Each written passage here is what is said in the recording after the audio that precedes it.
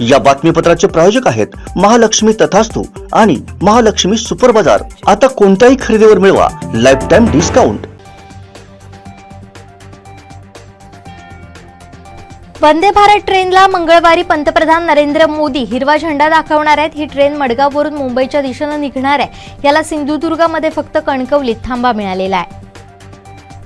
उद्धव ठाकरे कपटी आणि कारस्थानी माणूस आहेत। मातोश्रीच्या कितव्या माळावर किती खोके दिले गेलेत हे तारखेनुसार जाहीर करेन असा प्रहार केंद्रीय मंत्री नारायण राणेंनी ठाकरेंवर केलाय।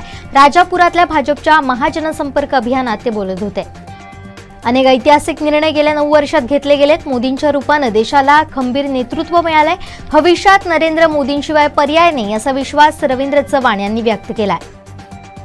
उद्धव ठाकरेंची चौकशी होईल म्हणून त्यांच्या बुडाला आग लागली आहे। कोकणचा विकास नारायण राणेंनी केलाय असा हल्लाबोल प्रवीण दरेकर यांनी केलाय। यापुढे उद्धव ठाकरे यांचा उल्लेख टिकोजी करणार असं म्हणत आजपर्यंत त्यांनी टीका करण्यापलीकडे काहीही केलं नाही असा टोला आशिष शेलारांनी राजापुरातून लगावलाय।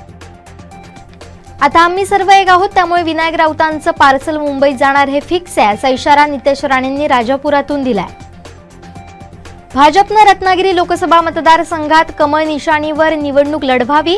निवडणूक कधीही लागली तरी विजय आपलाच होणार असा विश्वास भाजप जिल्हाध्यक्ष राजन तेलींनी व्यक्त केला। मोदी ॲट 9 अंतर्गत भाजपच्या महाजनसंपर्क अभियानात ते बोलत होते।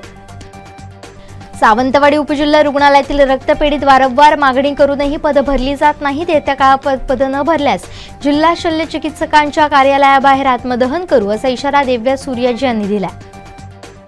सिंधुदुर्गातील 128 शून्य शिक्षक शाळा झाल्यात। तिथं निवृत्त शिक्षक किंवा बेरोजगार डीएड बीएड धारकांना संधी देण्यासाठी आदेश दिलेत। मेरिट लिस्ट प्रमाणे मुख्य कार्यकारी अधिकारी याबाबत निर्णय घेतील।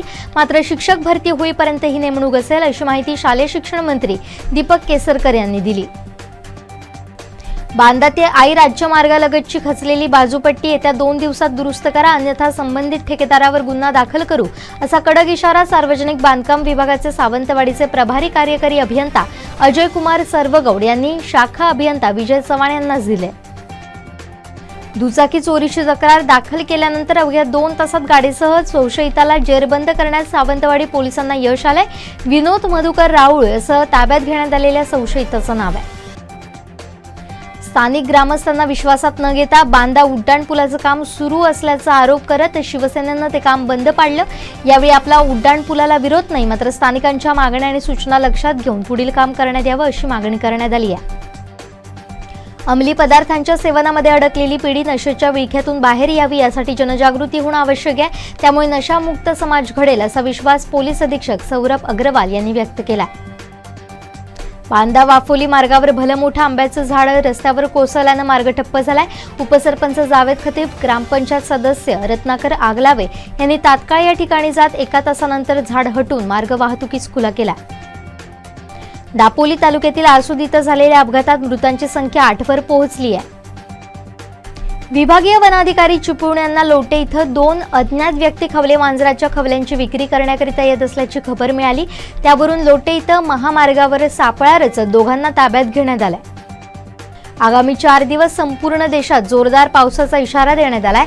कोकण मध्य महाराष्ट्रात 27 ते 30 जून तर विदर्भाला 27 रोजी अतिवृष्टीचा इशारा देण्यात आलाय। सार्वजनिक सुट्ट्यांमधील बकरी ईदची सार्वजनिक सुट्टी 28 जून ऐवजी 29 जूनला जाहीर करण्यात आली आहे। राज्य शासनाच्या सामान्य प्रशासन विभागाने याची घोषणा केली आहे। शरद पवारांनी केली ती मुत्सद्देगिरी मग शिंदेंची बेईमानी कशी असा सवाल शरद पवार यांना विचारलाय। यावेळी त्यांनी देश महात्मा गांधी यांच्या विचारावर चालणार असं देवेंद्र फडणवीस यांनी म्हटलंय। केसीआर महाराष्ट्रात 600 गाड्यांसह दाखल झाल्यात। केसीआर सोलापूर इथं मुक्काम करणार आहेत। 2 दिवसांच्या ते महाराष्ट्र दौऱ्यावर आहे। राष्ट्रवादीचे आमदार हसन मुश्रीफ यांना मोठा दिलासा मिळालाय। मुश्रीफ यांच्या अटकपूर्व जामीन अर्जावरील सुनावणी 11 जुलैपर्यंत तहकूब करण्यात आली आहे। वकील गुणरत्न सदावर्ते यांच्या पॅनलनं स्टेट ट्रान्सपोर्ट कोऑपरेटिव्ह बँकेच्या निवडणुकीत बाजी मारली आहे। सदावर्ते यांच्या पॅनलनं सर्वच्या सर्व 19 जागा जिंकून कामगार संघटनेच्या वर्चस्वाला धक्का दिल्याची चर्चा रंगली आहे। मुंबई महानगरपालिकेचा कॅग अहवाल काही अनियमितता दिसून आल्यानंतर या प्रकरणी चौकशी करण्यासाठी पोलीस आयुक्तांच्या नेतृत्वात एसआयटी स्थापन करण्यात आली आहे। लखनौ हायकोर्टानं तीव्र शब्दात नाराजी व्यक्त करत आदिपुरुषच्या मेकर्सला झापलंय. आदिपुरुषच्या विरोधात ॲडव्होकेट कुलदीप तिवारी यांनी लखनौ खंडपीठामध्ये याचिका दाखल केली होती. त्यात कोर्टानं सेन्सॉर बोर्डालाही चांगलंच सुनावलंय.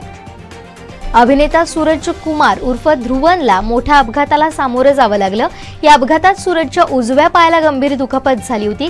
ऑपरेशन दरम्यान डॉक्टरांना हा पाय कापावा लागला. या बातमीपत्राचे प्रायोजक आहेत महालक्ष्मी तथास्तू आणि महालक्ष्मी सुपर बाजार. आता कोणत्याही खरेदीवर मिळवा लाईफ टाइम डिस्काउंट. आमचे दिवसभरातले सर्व अपडेट्स, ताज्या घडामोडी आणि थेट लाईव्ह पाहण्यासाठी सबस्क्राईब करा, लाईक करा कोकणचं नंबर 1 महा चॅनल कोकण 7 लाईनचं YouTube चॅनल.